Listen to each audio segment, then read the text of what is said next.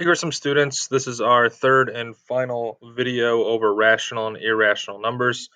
So up until now, we've talked about classifying rational and irrational numbers. We've talked about comparing, and now we're going to talk about ordering rational and irrational numbers. This is going to be very, very similar to comparing rational and irrational numbers. Now we're just going to order them from least to greatest. There's going to be a set of numbers. We're going to decide if it's in order from least to greatest. So again, take a minute or two and copy these 4 steps in your notebook. Pause the video, copy these, and then come back to the video when you're done copying. Welcome back. Let's go over the 4 steps. So number 1, copy the set of numbers. I would do just one set at a time. Convert all of the numbers in that set to decimals or decimal approximations. Again, numerator divided by denominator. If there's any square roots in there, use your calculator, evaluate the square root. After that, rewrite the set of numbers in the same order it was given, but using the decimal form. You could even just cross them off and write the decimal form underneath it. And then the last thing we're going to do, once everything is a decimal, we're going to check whether it's in order or not. And again, I would think of it as money. Compare it decimal place to decimal place, place value by place value. So let's look at a few of these. First, we got our 4 steps up in the corner just to remind us. We're going to select all the sets that are ordered from least to greatest. The first one here is negatives. I'm going to skip it, we'll come back to it. I'm going to do the positives first just to kind of get the hang of things here, and then we'll move on. So here's the first set of numbers I'm going to start with. I'm going to just cross off anything that has a fraction in it. We're going to turn it into a decimal. So 2 3/8, that's going to be 2 point whatever 3 divided by 8 is, which is 0.375. 2 5/8, I'm going to cross it off. That's 2 point whatever 5 divided by 8 is. 5 divided by 8 is 0.625. Now everything is a decimal. So now I can just compare and see if it's in order. So the order that it's written in is saying that 2.2 is the smallest. So I just need to verify that it's smaller than this, that it's smaller than all the others. They all start with a 2, so I'm looking at the tenths column. 2 is the smallest. This one has a 3, this one has a 5, this one has a 6. So this is the smallest. That is in the right spot. Then I need to check and make sure that this is the next biggest. So again, we already know they all start with 2. Then I'm just looking at the tens column. 3, smaller than 5, it's smaller than 6. So this is in the right spot. Now I'm going to verify these two. So tenths column again, 5 is smaller than 6. So that is correct. This is in the correct order. And again, you can just kind of think of it as money if you want. Cross all these off. We're going to turn them into decimals. 4 2/3. 2/3 is a pretty common one. You might have it memorized by now. 6 repeating. 4 3/4 is 4.3 divided by 4 is 0.75. 4 4/5. 4 divided by 5 is 0.8. So we have 4.6, we have 4.6 repeating, 4.75, 4.8. If you want, you could completely rewrite that set of numbers as decimals. You could take them all out to as many places as you need. Since this one goes out to 2, you could rewrite all of them out to 2 decimal places. So 4.6, it would have a 0 in the hundredths.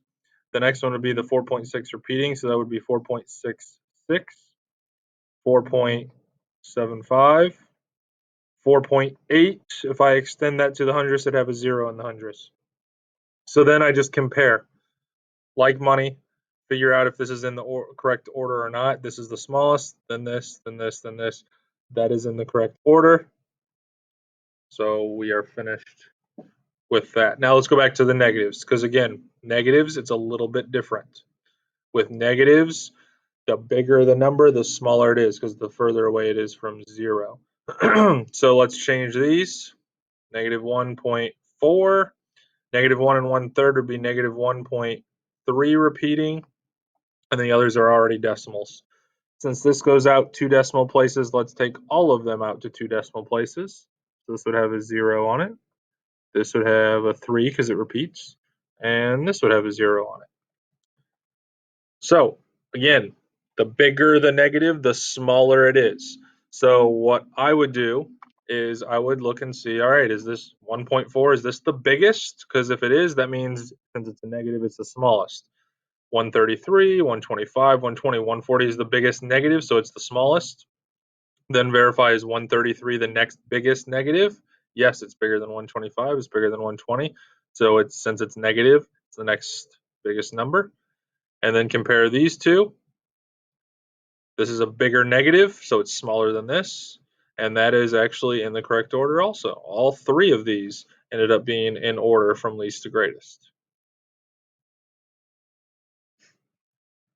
Next, again, convert everything to a decimal. So -4/5 would mean -0.8. -2/3 is -0.6 repeating. Because they're negative, we're looking at biggest negative number. That's the smallest.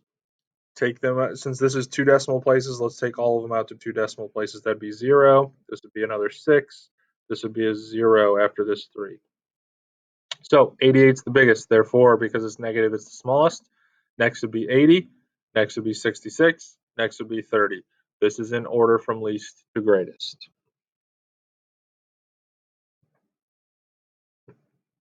Third, change these to decimals. -3.5. Probably know that one off the top of your head. -3.5. This would be -3.2. -3 1/8 is -3.125. If we want to take them out to the hundredths place, this would have 0 after it, 0 after it, 0 after it. I don't know that we have to do that in this one, but we can. Doesn't matter. And again, compare. Go one number at a time and compare it to all the others. See if it's in order from least to greatest. Think of money. With negatives, the bigger the number, the smaller it is. So 380 is the biggest out of all of these, and it's negative, so it's the smallest number. 350 is the next. 320, 312 would actually be the biggest. So this one is also in order from least to greatest. All right, let's change everything to a decimal. And I would also, before you change everything to a decimal, let's kind of think smarter, not harder here. All right, let's work smarter, not harder. 2/9, I know that that's less than a half. So I know this is going to be less than 1.5. 3/5, that's over a half. All of these other decimals are over 1.5. 1 and 2/9 is going to be less than 1.5. So this has to be the smallest number here. I'll prove it to you by turning these into decimals, but I think we can use just some logic. 1 and 3/5 is 1.6. 1 and 2/9 is actually going to be 1.2 repeating. 1 and 9/10 is 1.9. And you can see right there that the 1.2 or the 1 and 2/9 is out of order. But we could really justify this even without turning them into decimals. So again, kind of like Mrs. Budd says a lot of the time, work smarter instead of harder in this situation. Let's do one more. -5.8. Turn this into a decimal. -5.4 repeating. This would be -5.5. And decide if it's in order from least to greatest. They're negative, so bigger number is, the smaller it is. Biggest number is 5.8. 5.4 is not the next biggest number, so this is not in order. Second, -1 and 1/3 would be -1.3 repeating. -1 and 1/8 would be -1.125. 1 and 1/5, that's a positive, so that's 1.2.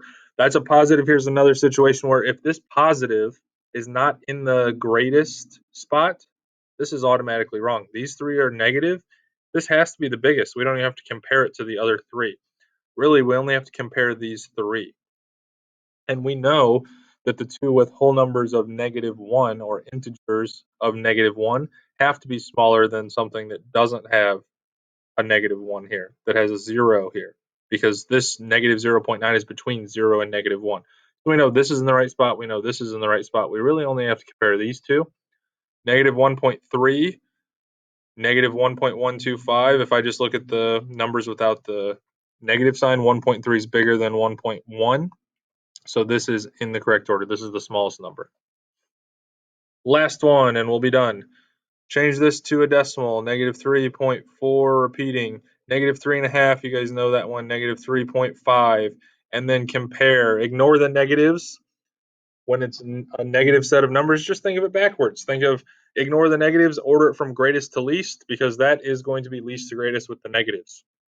So 3.9 is the biggest. Is 3.4 the next biggest? No, 3.5 is. So this one is not in order. Wrong. The only answer to this question is this middle one, this middle set of numbers.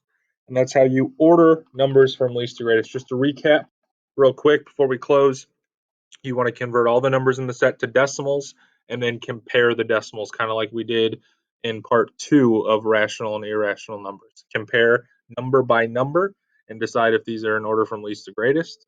If your set of numbers is negative or contains negatives, remember that the bigger the negative number it is, the further away from zero it is, so the smaller it is. I hope this helps you with rational and irrational numbers.